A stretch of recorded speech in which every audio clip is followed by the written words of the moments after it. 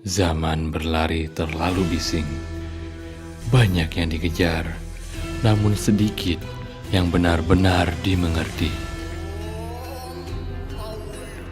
Segalanya ingin diraih lebih cepat, lebih tinggi, lebih banyak, hingga lupa apa yang sedang ditinggalkan.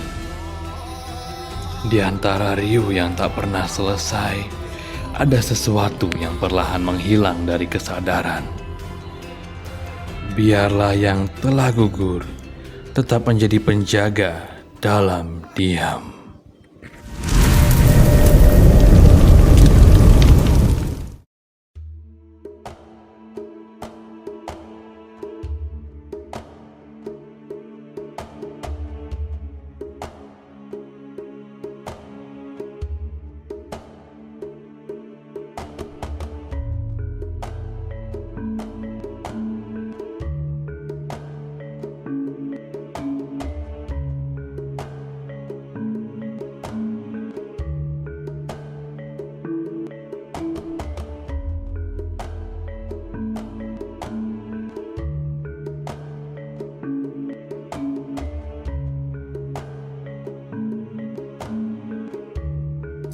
Selama ini, aku mengenal I Gusti Ngurah Rai hanya dari patung dan buku sejarah.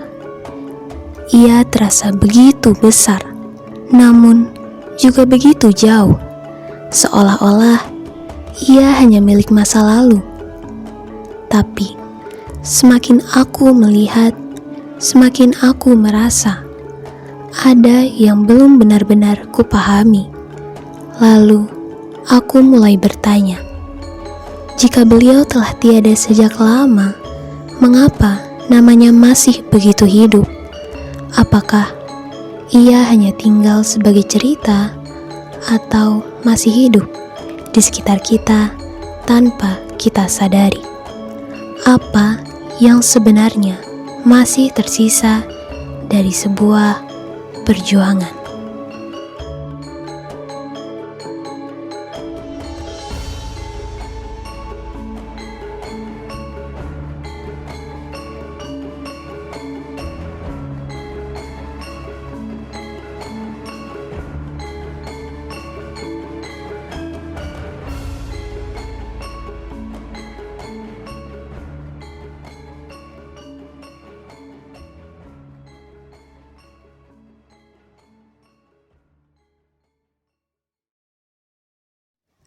Aku bertemu dengan seorang sejarawan yang telah lama menelusuri jejak I Gusti Ngurah Rai.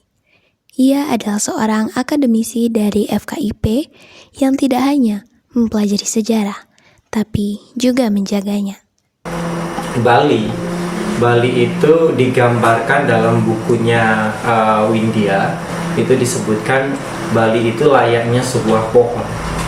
Jadi dalam pohon itu ada cabang, yang kemudian cabang itu juga dikenal sebagai carang. Sementara kata sari itu adalah inti atau bisa dikatakan sebagai induknya gitu ya. Nah, dari pohon itu melahirkan cabai. Nah, kalau kita telisik dari sejarahnya, jadi berdasarkan sistem Hindu sebelumnya sekitar abad 8 sampai dengan abad ke-14 itu sudah mulai terjadi perpindahan dari wilayah Jawa menuju wilayah Bali, karena pada waktu itu masa-masa keruntuhan kerajaan Majapahit di Jawa Timur. Jadi pada masa keruntuhan itu para elit-elit kerajaan itu kemudian berpindah ke Bali, kemudian mendirikan puri-puri.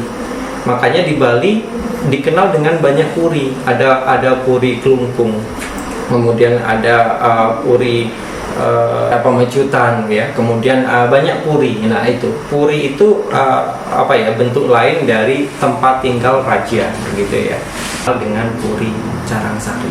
Nah, dari situ kemudian lahir I Gusti Ngurah Rai yang juga namanya itu cocok dengan Carangsari. Carang itu kan artinya cabang, sari cabang yang memiliki inti kan gitu ya, seperti pohon berbuah. Ketika nama Puri Carangsari disebut, aku merasa harus datang langsung ke sana. Nama itu seolah menyimpan sesuatu yang belum selesai kucari. Dan di sanalah aku memutuskan untuk melangkah lebih dekat. Karena jika sejarah adalah cerita, maka tempat ini adalah asalnya.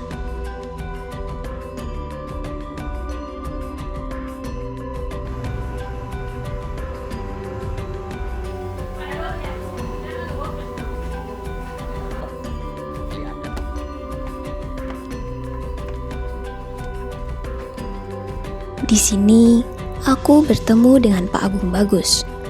Ia merupakan bagian dari keluarga besar I Gusti Ngurah Rai, sekaligus penggiat lontar, yang menjaga warisan pengetahuan di Puri Carangsari. Dari tempat ini dulunya merupakan hutan, namanya Wano Padang Jerak, hutan Padang Jerak namanya. Nah, setelah leluhur sampai di sini pada tahun 1340 itu ngeramah hutan ini, dia berdiri dengan banyak orang, berdiri dengan sekitar 642 kakak. Terus ada lagi namanya balo-balo ini ya sekitar 5.000 orang itu datang pakai isi. Nah, karena berbanyak orang yang dia pikirkan, ya pertama dia membuat tempat mencari makanan dulu. Terus begitu banyak orang, apa yang dimakan? Iya, untuk bertahan hidup. Akhirnya dia udah dari gini terus merata ke utara, tiba dia itu kan mau membuat sawah. Untuk membuat sawah yang jelas mencari sumber air. Iya.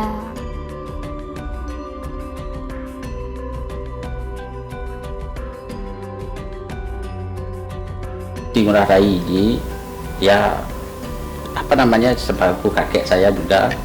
Karena apa? Beliau bersaudara bertiga. Yang pertama namanya Gusti Ngurah Rako. Itu kakek saya. Berarti keturunan langsung. Adiknya namanya Gusti Ngurah Rai, beliau ini. Yang ketiga I Gusti Ngurah Anom Kacung namanya, adiknya. Beliau bersaudara bertiga. Nah, saya itu diberi ceritakan gimana kehidupan beliau waktu kecil sama kakaknya, sama orang-orang di Puri itu dapat itu. Sejelas karakter orang di Puri itu ditanamkan seperti itu. Terus patriot, kesatria, ada disiplin, punya tugas yang besar, yaitu dengan tegas itu demi membela kebenaran, demi membela masyarakat yang banyak, masyarakat yang banyak artinya kebenaran itu. Mungkin kalau masyarakat sedikit tapi benar juga kita bela. Akhirnya jiwa-jiwa di Puri itu akhirnya keras memang. Apalagi di sini zamannya berjuang itu semua Puri, warga Puri sampai masyarakatnya ikut membackup perjuangan Gusti Ngurah Rai. Kalau satu aja mengkhianat udah tak bisa. Iya. Semuanya harus kerjasama. Harus kerjasama dengan benar. Puri ini akhirnya menyatakan Puri ini yang ikut Indonesia akhirnya. Karena Pak Rai kita dari awal komitmen bahwa kita itu Indonesia sampai Pak Rai masuk jadi TNI,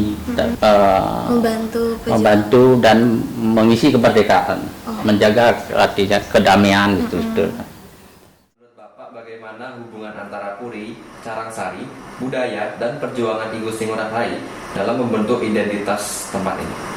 Baik. Jadi posisi Puri sangat sentral sebagai tempat untuk pendidikan awal bagi Gusti Ngurah Rai. Jadi Puri itu sebagai pondasi struktural, sosial dan penjaga nilai. Ya, kalau posisinya saat ini Puri memang tidak menjadi sentral pemerintahan ataupun administrasi pemerintahan. Akan tetapi di kondisi dulu Puri itu menjadi pusat kekuatan dan pusat peradaban di skala daerah. Sehingga Puri penjaga nilai, puri penjaga struktur kepemimpinan, pewaris gitu ya, dari klan kesatria kemudian diteruskan secara turun-temurun. Kemudian lingkungan puri itu menjadi pusat nilai kerohanian, kemudian menjaga martabat ya dari sosok pemimpin lokal ya yang kemudian kita kenal dengan I Gusti Ngurah Rai. Kemudian jiwa kesatria itu juga lahir dari puri itu sendiri, karena memang basic beliau adalah sebagai pemimpin atau anak pemimpin. Kemudian di dalam puri itu juga ada tata krama dan disiplin, itu juga melekat. Itu yang membuat beliau walaupun dengan keberaniannya tetap juga menjaga supaya hubungan antar pemimpin dengan apa yang dipimpin itu tetap solid. Sampai buktinya adalah beliau tetap bisa menjaga 96 pasukannya dengan keyakinan dan kepercayaan penuh mengikuti instruksi dan arahan dari beliau sebagai pemimpin. Kalau tidak ada loyalitas di situ, maka tidak akan mungkin 96 pasukan itu ikut dalam puputan Magarana, dengan konsekuensinya adalah mati. Tetapi dengan pemikiran-pemikiran dan jiwa kepemimpinan I Gusti Ngurah Rai, loyalitas para pasukan itu tetap bertahan di berbagai kondisi, bahkan di titik-titik akhir dalam perlawanan gitu.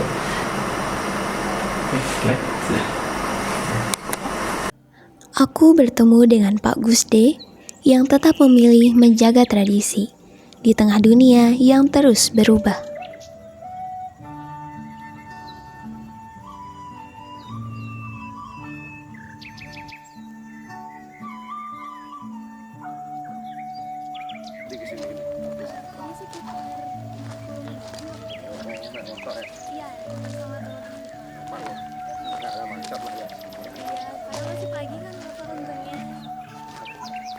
Lagian cuacanya juga lagi bagus. Ya cerah, beruntung kalian. Lagi mendukung juga. Nah emang musimnya udah musim hujan. Atau saja. Oke, Belkis. Sekarang kan kita mulai persiapan bikin lauk. Jadi kita pilih daunnya yang muda-muda. Jadi dari pohonnya kita ambil banyak. Ini namanya bulu. Nah, jadi cara bikinnya begini. Begini. Nah, taruh di sini. Oke, bagi silakan. Saya. Oke ya, begitu seterusnya. Cukup kan? Cukup ya. Terusnya.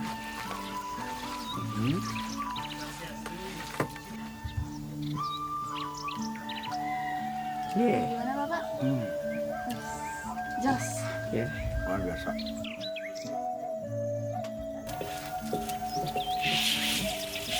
Dia masaknya, proses masaknya.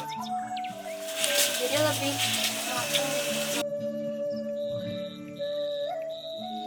Genok kita, silakan bisnis diaduk biar rata.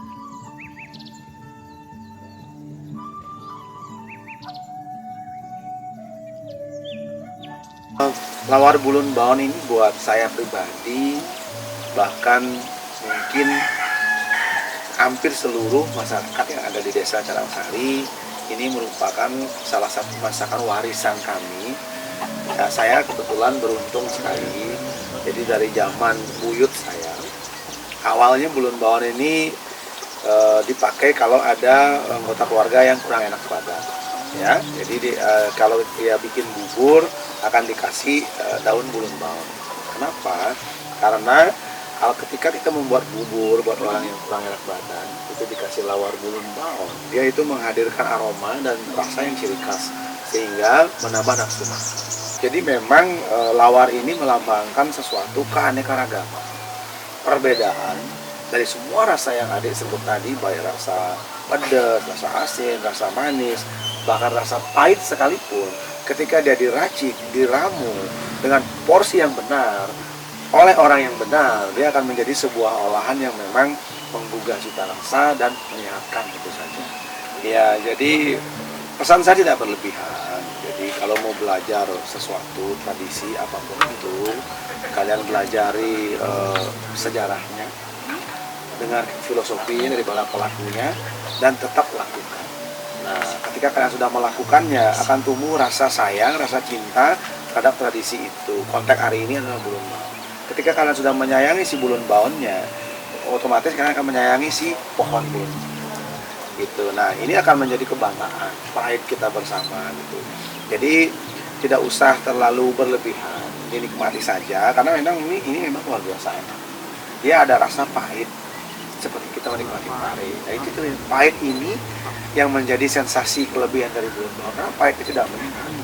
Pahit ini sangat bisa dinikmati, bahkan membuat Bilqis nanti tidak akan pernah berhenti sebelum dia habis. Oh, berarti kayak kecanduan. Ya, kayak kecanduan. Itu udah efeknya daun Bulun Baun.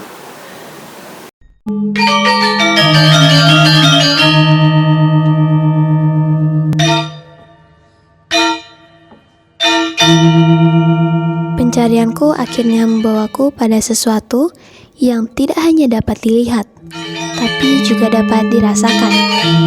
Di sini, aku bertemu dengan seorang seniman yang menjaga tradisi tari sebagai bagian dari warisan budaya Desa Adat Carangsari.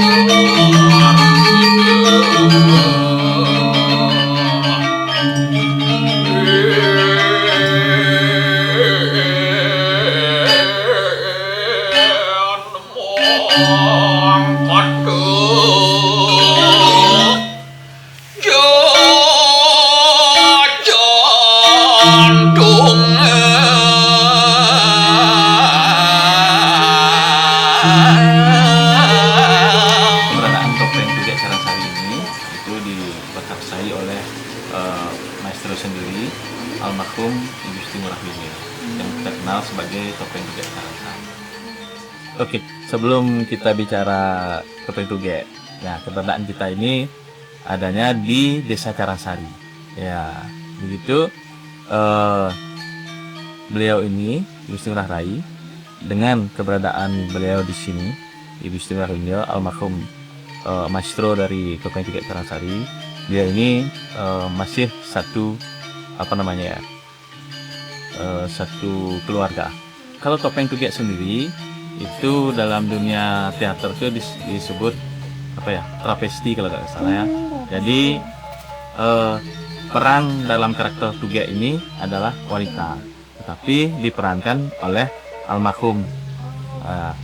Gitu. Beliau adalah seorang lelaki yang memerankan karakter wanita. Oke, topeng pada umumnya itu kan merupakan salah satu warisan budaya yang patut kita jaga, patut kita lestarikan. Kenapa gitu?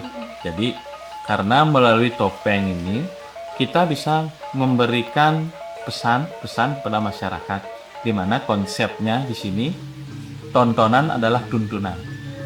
Jadi melalui tontonan yang kita perlihatkan melalui topeng Tugek Carangsari ini, kita bisa memberi tuntunan pada masyarakat penonton.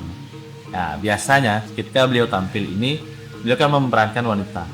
Jadi dalam penampilannya itu beliau mengingatkan bagaimana seorang wanita itu mampu untuk menjaga dirinya, menjaga kewanitaannya. Beliau sering melantunkannya dengan lagu Sekar Sanar, karena selayu layune yomi waluyo Sekar Sanar waluyo layune yomi. Harapan saya kepada generasi muda itu jangan takut dibilang kuno. Itu yang pertama, jangan takut dibilang kuno karena kita mempelajari budaya.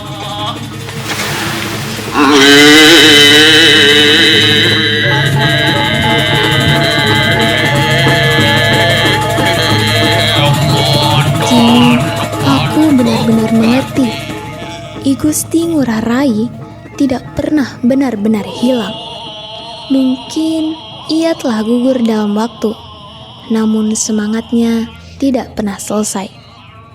Ia hidup bukan hanya dalam lembaran sejarah dan bukan hanya dalam nama yang kita kenang, tetapi dalam budaya yang terus dijaga, dalam tradisi yang tak pernah putus, dan dalam nilai-nilai yang tetap mengalir dari generasi ke generasi. Ia hadir dalam setiap langkah yang kita lanjutkan, dalam setiap warisan yang kita pertahankan, dan dalam ingatan yang tak pernah benar-benar pergi. Dan di sanalah aku menyadari bahwa yang telah tiada tidak selalu benar-benar hilang, karena pada akhirnya ia tetap hidup. Tanah Nora.